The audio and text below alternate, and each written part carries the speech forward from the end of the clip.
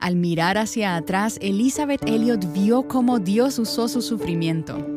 Las cosas más profundas que he aprendido en mi vida han sido el resultado del más profundo sufrimiento. Y a partir de las aguas más profundas y de los fuegos más ardientes, he aprendido las cosas más profundas que conozco acerca de Dios.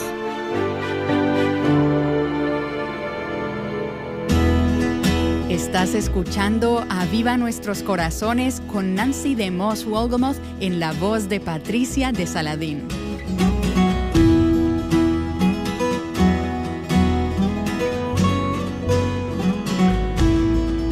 Puedo decir con certeza que todas podemos esperar atravesar por períodos de sufrimiento. Es una realidad al vivir en un mundo caído. Y como nos has escuchado decir anteriormente, no queremos simplemente sobrevivir en la vida cristiana, queremos tener vidas plenas en Cristo, aún en medio de la aflicción. Elisabeth Elliot, quien ya se encuentra en la presencia del Señor, fue un ejemplo de esto. Y a lo largo de la serie a la que damos inicio hoy, escucharás la enseñanza de ella titulada El sufrimiento no es en vano. Estoy segura de que obtendrás esperanza y una perspectiva importante de la palabra de Dios. Escuchemos a Elisabeth Elliot. Cuando a C.S. Lewis le solicitaron escribir un libro sobre el tema del dolor, pidió permiso para escribirlo de manera anónima. El permiso fue denegado por no estar en consonancia con esa serie en particular. Esto es lo que escribió en su introducción. Si yo dijera lo que realmente pensaba acerca del dolor, me vería obligado a hacer declaraciones de un tipo de aparente fortaleza que se volvería ridícula si alguien supiera quién las hizo. Y me hago eco de esos sentimientos. Cuando escucho las historias de otras personas acerca de sus sentimientos, siento que yo misma no sé prácticamente nada sobre esa materia. Me siento como si estuviera en el jardín de infantes. Si me comparo, por ejemplo, con mi amiga Jam, que es tetrapléjica y se encuentra 24 horas al día en un lugar de ancianos en Connecticut, o mi amiga Judy Squires, en California, que nació sin piernas, o mi amigo Joe Bailey, que perdió a sus 3 hijos. Pero si todo lo que conozco sobre el sufrimiento fuera por mera observación, sería suficiente decir que nos enfrentamos a un gran misterio. El sufrimiento es un misterio que ninguna de nosotras es capaz de descubrir. Estoy segura de que aquí todas, en uno u otro momento, han preguntado ¿por qué? Si tratamos de poner juntos el misterio del sufrimiento con la idea cristiana de un Dios que nos ama, sabemos, si pensamos en esa afirmación por 5 minutos, que la noción de un Dios amoroso no puede deducirse a partir de la evidencia que vemos a nuestro alrededor, y mucho menos a partir de la experiencia humana. Lo que quiero compartir contigo es lo que veo que es la pura verdad, sin evasiones y sin estereotipos tampoco. Tengo fresca en mi mente una imagen que vi esta mañana en la revista Time de un recién nacido inconsolable cuya madre era adicta al crack y la cocaína. ¿Sabe qué? Solo mirar esa imagen trajo a mi mente todo lo que pensaba decirte en esta serie. Resulta que ayer me encontraba sentada en un avión al lado de una mujer que leía un libro titulado Master Life Manual. La portada trataba sobre metafísica, la conciencia del cerebro-mente, los principios del potencial humano y de la siguiente declaración: crea tu propia realidad ahora. Pensé que no me gustaría estar en la profundidad de un extremo en el que me viera obligada a crear mi propia realidad de cara a datos sobre la experiencia humana. Así que haré las siguientes preguntas. ¿Hay alguna razón para creer que el sufrimiento es en vano? Hay un propósito eterno y perfectamente bondadoso detrás de todo esto. Si existe, no es obvio. Es más complicado de lo que parece.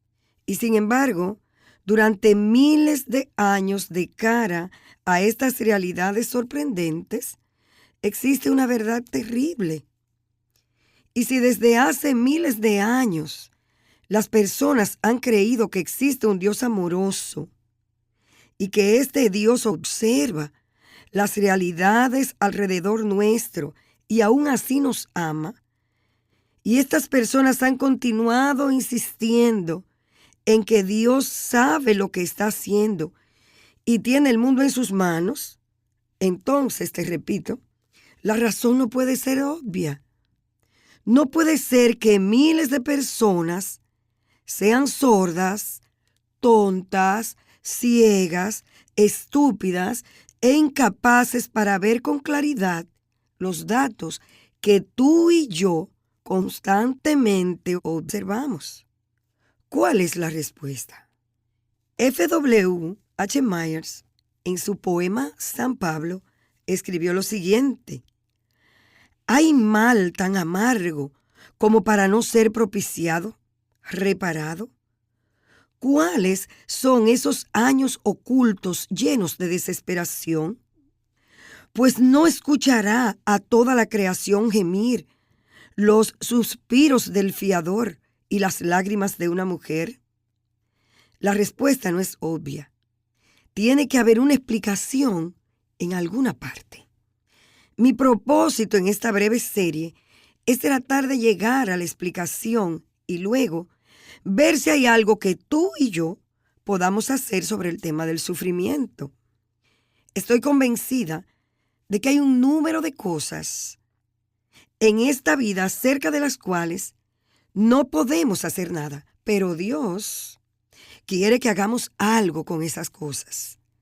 Espero que cuando finalice haya sido claro en lo que quiero expresarte. Ahora, la palabra sufrimiento puede parecer muy elevada y tal vez demasiado digna para el conjunto de problemas que tienes hoy. Si te conociera y conociera tus historias, entonces sabría que posiblemente no podría hablar personalmente a cada necesidad que haya para cada tipo de sufrimiento. Y estoy segura que habría mujeres que dirían: bueno, yo la verdad que no sé nada sobre el sufrimiento. Nunca he atravesado nada parecido a Joni Eareckson o a Joe Bailey, o ni siquiera parecido a la experiencia de Elisabeth Elliot. Y por supuesto, es la verdad. Yo podría decir lo mismo si conociera tu historia. Podría decir: bueno, yo nunca he pasado por algo parecido. Por esta razón, quiero darte una definición del sufrimiento que cubrirá toda la gama, desde los desbordamientos de la lavadora o cuando se quema la cena la noche que invitaste a tu jefe a cenar. Y de todas esas cosas que nuestra reacción inmediata es: ¡oh, no! Desde las pequeñas trivialidades hasta cuando sabes que tu esposo tiene cáncer, tu hijo una espina bífida o acabas de perderlo todo.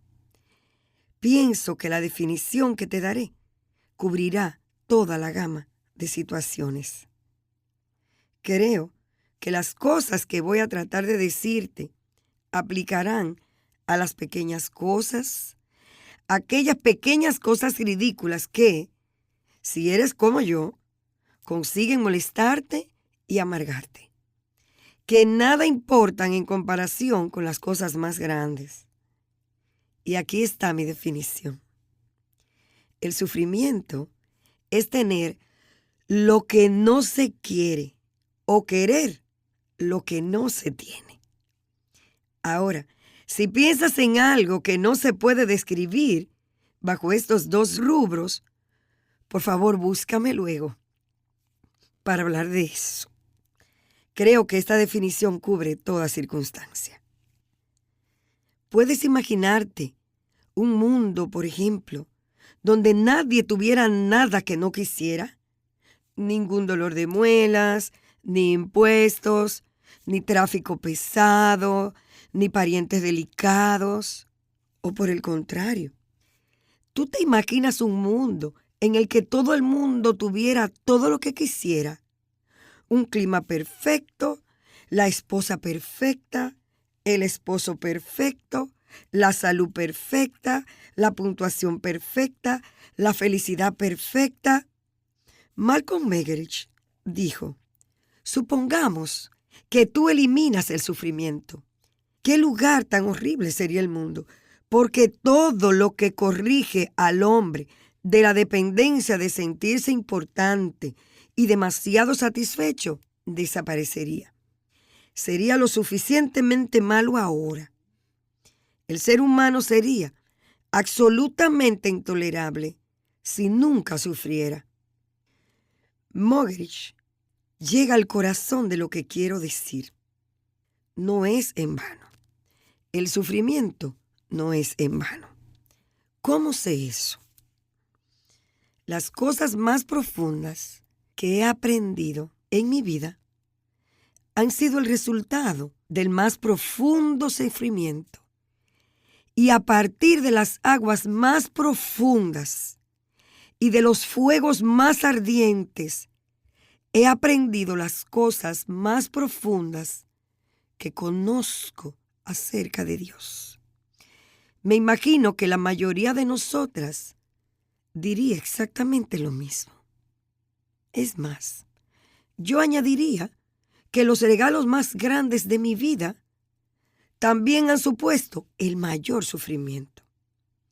Los regalos más grandes de mi vida, por ejemplo, ha sido el matrimonio y la maternidad. Y no olvides que si no quieres volver a sufrir, debes ser muy cuidadosa de nunca amar a nadie ni nada, ya que los regalos de amor han sido los regalos del sufrimiento, y estas dos cosas son inseparables. Ahora, vengo ante ti no como R.C. Sproul, que es un teólogo y un erudito. Vengo como alguien que ha permanecido al margen y ha reflexionado sobre estas cosas, y una en cuya vida Dios se ha ocupado de que exista cierto grado de sufrimiento, un cierto grado de dolor. Y ha sido de esa medida de dolor que me ha llegado la convicción inquebrantable de que Dios es amor. Cuando mi hija pequeña, Valerie, tenía 2 años de edad, su padre llevaba más de 1 año muerto, y yo estaba empezando a enseñarle el Salmo 23. El Señor es mi pastor. Nada me faltará. En lugares de verdes pastos me hace descansar. Junto a aguas de reposo me conduce. Él restaura mi alma. Y todavía puedo escuchar esa diminuta voz de bebé diciendo: en lugares de verdes pastos me hace descansar. Aún tengo una cinta de ella diciéndolo. Y pensé, cuando la escuché decirlo de nuevo, ¿de dónde sacó esa rara entonación? Recordé que lo había aprendido de su madre, que le enseñaba palabra por palabra. Ella decía: me guiará. Y yo decía: por sendas. Y ella decía: por sendas. De todas maneras, lo aprendió. El Salmo 91, los versículos del 1 al 7, es uno de mis salmos preferidos. El que habita al abrigo del Altísimo morará a la sombra del Omnipotente. Diré yo al Señor: refugio mío y fortaleza mía, mi Dios en quien confío. Porque Él te libra del lazo del cazador y de la pestilencia mortal. Con sus plumas te cubre y bajo sus alas hallas refugio. Escudo y baluarte es su fidelidad. No temerás el terror de la noche, ni la flecha que vuela de día, ni la pestilencia que anda en tinieblas, ni la destrucción que hace estragos en medio del día. Aunque caigan 1000 a tu lado y 10,000 a tu diestra, a ti no se acercará. Quiero que pienses como una madre viuda trata de enseñarle a su pequeña hija, cuyo padre fue asesinado por un grupo de indios salvajes que pensaban que él era un caníbal, lo que significaba este salmo, lo que las palabras de la Biblia significaban. Ella aprendió, Jesús me ama, eso lo sé, no porque su padre fue asesinado, porque ella sabía que así lo decía la Biblia. Ella aprendió a cantar, Dios cuidará de mí. ¿Cómo le explicaría que aunque caigan 1000 a tu lado y 10,000 a tu diestra, a ti no se acercará? Te digo esto porque tal vez te ayudará a ver cómo me he visto obligada por las circunstancias de mi propia vida a tratar de llegar a la base misma de la fe, de cosas que son infrangibles e inquebrantables. He aprendido, Dios es mi refugio. Fue el refugio de Jim, fue su fortaleza.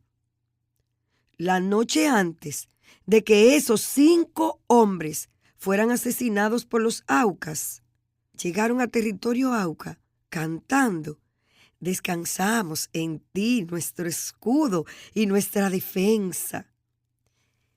¿Qué hace tu fe frente a la ironía de esas palabras? No habrá satisfacción intelectual de este lado del cielo hasta que se haga la más antigua pregunta: ¿por qué? Pero aunque no he encontrado satisfacción intelectual, he encontrado paz. Y la respuesta que te diré no es una explicación, es una persona. Jesucristo, mi Señor y mi Dios. Y si llegamos de nuevo a la terrible verdad de que el sufrimiento existe, la pregunta es, ¿está Dios prestando atención? Y en segundo lugar, ¿por qué no está haciendo nada al respecto? En respuesta a la pregunta, ¿por qué no hace nada Dios? Yo quiero decirte, Él lo hizo. Él está haciendo algo y Él va a hacer algo. El tema solo se puede abordar desde la cruz, esa áspera cruz tan despreciada por el mundo. Lo peor que le ha pasado a la historia humana resulta ser la mejor cosa, porque me salvó. Salvó al mundo. Así que el amor de Dios viene acompañado de sufrimiento, que se nos demostró al dar a su Hijo Jesús para morir en la cruz. Esa es la clave. Es solo en la cruz que podemos armonizar la aparente contradicción entre el sufrimiento y el amor. Nunca vamos a entender el sufrimiento a menos que comprendamos el amor de Dios. Estamos hablando de 2 niveles en que las cosas van a ser comprendidas. Una y otra vez en las Escrituras tenemos lo que parecen ser paradojas completas, porque estamos hablando de 2 reinos diferentes. Estamos hablando de este mundo visible y estamos hablando del reino invisible, donde se interpretan los hechos de este mundo. Tomemos, por ejemplo, las bienaventuranzas. Son hermosas. Esas maravillosas declaraciones de paradoja que Jesús hacía a la multitud cuando predicaba en el monte. Él dijo cosas como estas, muy extrañas. Bienaventurados los que procuran la paz. Bienaventurados aquellos que han sido perseguidos por causa de la justicia, pues de ellos es el reino de los cielos. Bienaventurados seréis cuando os insulten y persigan, y digan todo género de mal contra vosotros falsamente, por causa de mí. Regocijaos y alegraos. ¿Tiene algún sentido? No, a menos que lo veamos como dos reinos: el reino de este mundo y el reino de un mundo invisible.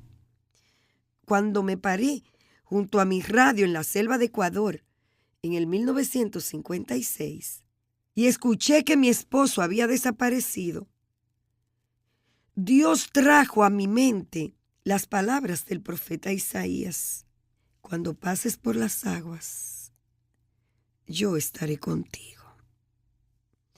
Te puedes imaginar que mi respuesta no era muy espiritual. Yo decía: pero Señor, ¿estás conmigo en todo tiempo? Lo que quiero es a Jim. Quiero tener a mi esposo. Teníamos casado 27 meses, después de haber esperado 5 años y medio. 5 días después, supe que Jim había fallecido. Y la presencia de Dios conmigo no era la presencia de Jim. Eso fue terrible para mí. La presencia de Dios no cambió el terrible hecho de que yo fuera una viuda.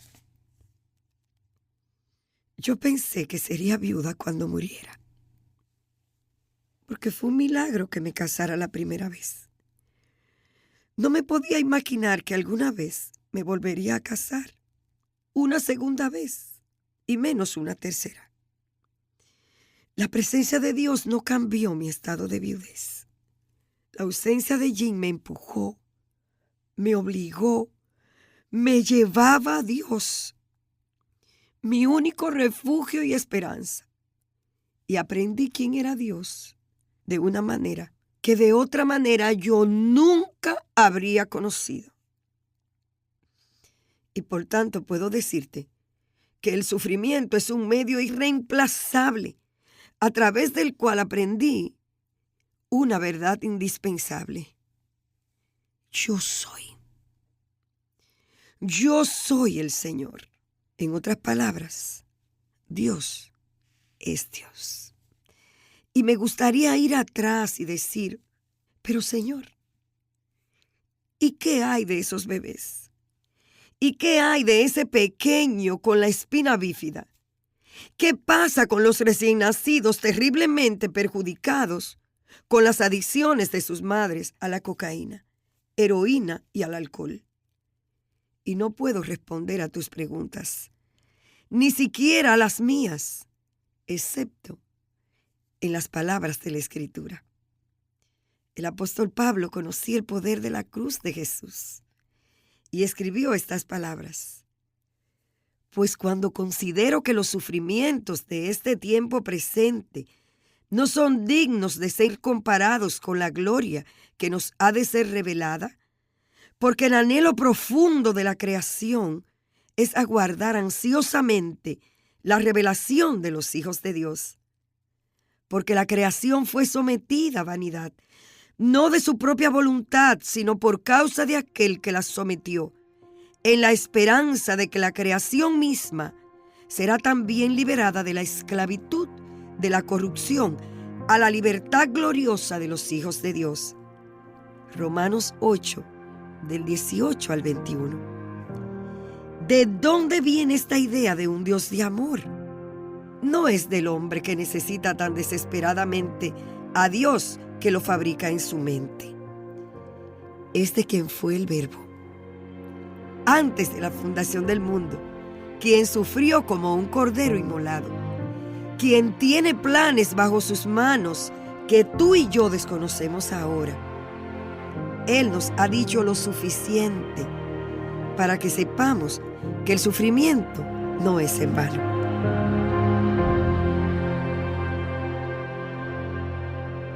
Elizabeth Elliot, quien ya se encuentra con el Señor, nos ha estado explicando cómo los sucesos trágicos de su vida la obligaron a apoyarse en el Señor para todo.